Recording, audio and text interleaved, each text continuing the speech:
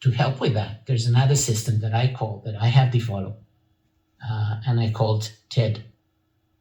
Ted's your best friend, and TED is meant to be.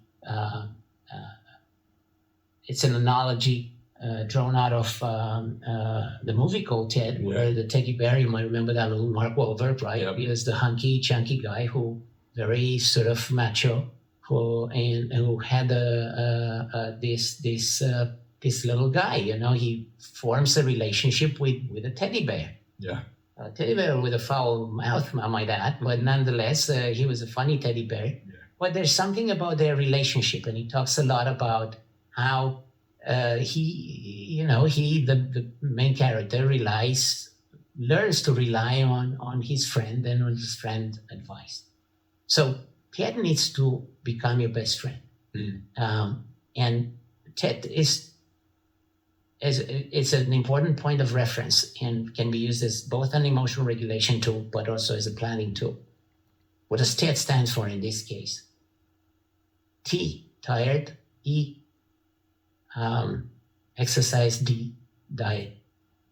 You need to investigate yourself and understand your actions on a daily basis. Understand what's making you feel not only dependent, but also unregulated, dysregulated. Because when you are dependent, you develop an emotional deregulation. You start experiencing cravings. You start experiencing arousal. And you try to calm that arousal down with moving towards your stimulus, your drug of choice, in order to calm the craving down. So you become emotionally dysregulated. So affect dysregulation and stress is at the core of any addiction, whether it's porn or substances. Yeah. So Ted is there as your best friend and as more than a guide. T, tired. Why am I dysregulated? If we look at this sleep deprivation, it's a precursor to all mental health problems. It's sleep, and basic sleep hygiene is essential to our healthy development when you're still a child or an adolescent. Or as an adult, it's healthy. It's essential to our mental health and feelings of well-being, and having internal emotional balance, feeling more regulated, in other words. Yeah. How have I been sleeping this week? How have I been sleeping last night? If I feel dysregulated, nervous, agitated, not well today, what was my sleep like? Yeah. So train yourself in basic sleep hygiene, and implement new rules about what time you should sleep, what time you should go to bed, what time you should wake up. And always make sure that there are a good 8-9 hours of sleep there, if at all possible. And unfortunately, yes, that means going to bed early at a decent hour, usually no later than 10 p.m. and so on. Yeah. But even if you gradually expand your hours of sleep from 6 to 7 to 8 and 9, yeah, or from 5 to 6 to 7, whatever the situation may be, it's very, very important that you learn how to sleep. Yeah. When sleep is disrupted, all your hormones, all your neurotransmitters are all over the place. Sleep is a huge risk factor in mental illness, not to be taken lightly. Yeah. And it's free. The treatment is free. Yeah. It's not going to cost you any therapy, any hours of psychotherapy. It's not going to cost you time to go to your GP. And incidentally, on that note, I want to make another point. Do not rely on medication now to help you. Train yourself to sleep, to fall asleep naturally. Darkness, not looking at these sort of devices or TV. Make sure you don't have a TV in your bedroom, or keep it off if at all possible after a certain time. Yeah. And so on and so forth. So basic stuff that everybody ought to know. Or if don't, look it up on my neuroeffectivecbt.com website, where I talk about TED quite a lot, and the essentials of being emotionally regulated. So we're now still with Ted talking about E and the D. The E is about how much exercise you're undergoing on a daily basis. Yeah. And again, there's a lot of research that will indicate that sports and physical strengthening exercises are an essential factor when it comes to improving your mental health and your well-being. So physical strengthening is very important. That has to be taken care of. How much have I been exercising this week? Have I been out yesterday at all? Have I been out today? Maybe all I need is a walk. For some people, depending on their health and condition and age, it's a walk is sufficient. Yeah. Research is very clear that we have to have about half an hour of walk at least every day, at the very least. For others, half an hour walk is just a warm-up. Yeah. They need a little bit more than that. So you need to go as a therapist, and this is the problem I have with the field, the psychotherapy in general. We don't pay attention to the body.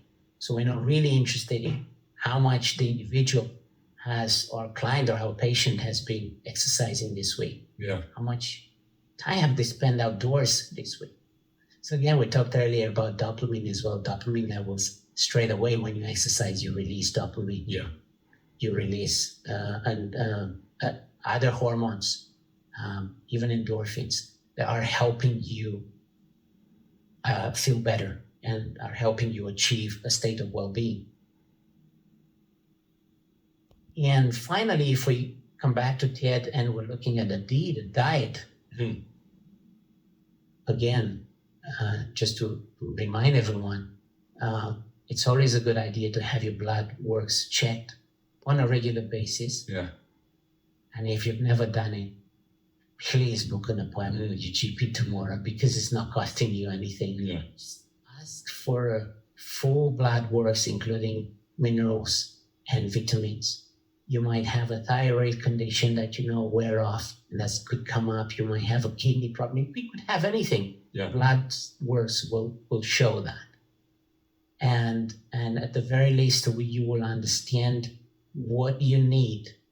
And you can do your own reading, but ideally you should come to a CBT therapist or somebody that specializes in nutrition as well. Yeah. I know in UK we don't have that tradition. We're foreign. I am initiating this tradition. I'm introducing this. I've been providing training for some time. My own model, where I encourage all psychotherapists to ask for blood works. Yeah. And your therapist will work in parallel with your GP, will seek advice from your GP, will liaise with your GP on a number of matters if they see that something is not right there, because your GP is true remains your main prescriber and the main care coordinator. So the GP is your main care coordinator, has all your health, your files, and an awareness of your medical history, and they are able to prescribe as well anything. But supplements are not really subscribed by NHS, but it is nonetheless something that you can seek advice from a qualified nutritionist or your CBT or NACBT therapist for sure. We know, for instance, that if you have higher levels of cortisol in the system, your magnesium reserves are depleted. So anxious people and depressed people tend to require an input of magnesium, and males around 400 milligrams of magnesium per day, and females about 300 or just under. Now, that's something, if you feel you're anxious or depressed, that's something you can take. Your depression will not be cured by supplements, by the way. Your anxiety will not be cured. There are other things that you need to do, other things that you take care of. And that's why I'd like to make 2 points at this stage. Number one, try not to self-diagnose. Get in touch with a CBT therapist or a clinical psychologist, a psychiatrist, or even a GP, although a GP is not psychiatrically trained. But try and get a mental health specialist in order to investigate your suspicions. You might suspect that you have a mental illness, a depression, or an anxiety. Best not to self-diagnose yourself because it could be a number of issues there. Yeah. Not least what I've just mentioned. You could have a thyroid condition, or you lack vitamin D, and that feels like depression. You have no energy, and so on and so forth. And by redressing or you lack iron, that also can give you migraines and all sorts of mental health symptoms. So you can redress that balance right away, and you will feel better. But supplements are not going to push you out of the house. Yeah. Behavioral therapists, the cognitive behavioral therapists, will kind of kick your butt a little bit, to be honest, because that's what I have to do. Sometimes I have to come to you and drag you out of bed and say, that's it, we've got to do some work today.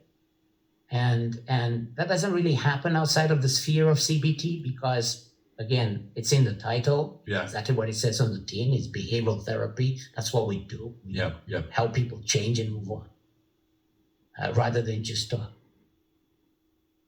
So I know we went into several directions, but just to summarize, we talked about TED. That's your best friend. Yep. T is for tired, sleep hygiene, being aware of your sleep, and rules that you have about sleeping and basic sleep hygiene measures. E stands for exercise, how much you exercise, how much sports you're doing. The younger you are, the fitter you are, or not fitter really, but this is to do with age as well as age appropriate. The younger you are, the reality is you've got to be more active physically. Yeah. And then it's and then finally TED is the diet, nutrition, eating and drinking. So we're talking about supplements, appropriate supplements. We're talking about your blood works. How frequently are you checking your blood works? Have you ever done it? We're talking about an awareness of what you eat on a daily basis. You've got to have energy. You've got to have some calories, but usually if you suffer from depression and anxiety as well, a reduction in carbs with an increase in certain proteins are good, and certain probiotics as well, because we know that our gut bacteria, which is helped very much by probiotics, and by that I mean perhaps yogurts and kombucha and other gherkins and pickles and so on. So all these are helping your gut bacteria, which is, again, something we could talk about for hours, but your gut bacteria is very varied and it's very diverse, about 30 million different trends and types and fungus and viruses and all sorts of stuff. There's good stuff and bad stuff. Yeah. But in order to encourage the good bacteria, to grow the good bacteria and minimize the impact of bad bacteria, which travels in an inflammatory way towards our different parts of our brain. There's a constant communication between our gut and brain. In order to improve your gut bacteria, again, you have to talk, you have to do sports, you have to talk to a therapist, because it's very individual. The treatment is highly individualized. Yeah. And you have to pay attention to what you're eating. Sometimes cut down on the popular stuff, junk food, McDonald's, crisps, breads, and so on, and increase on the stuff that maybe you will grow to like without a doubt, but it will have an impact on your health. Yeah.